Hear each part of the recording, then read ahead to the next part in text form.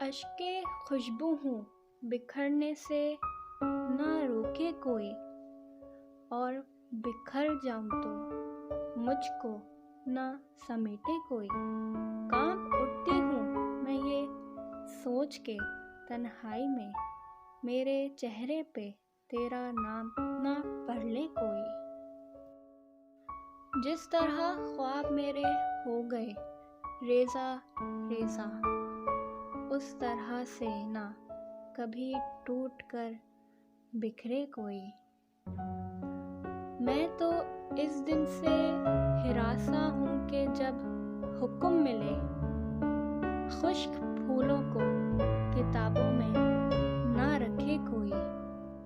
اب تو اس راہ سے وہ شخص گزرتا ہی نہیں، اب کس امید پہ دروازے سے جھانکے کوئی۔ کوئی آہٹ، کوئی آواز، کوئی چاپ نہیں، دل کی گلیاں بڑی سنسان ہیں، آئے کوئی۔ دل کی گلیاں بڑی سنسان ہیں، آئے کوئی۔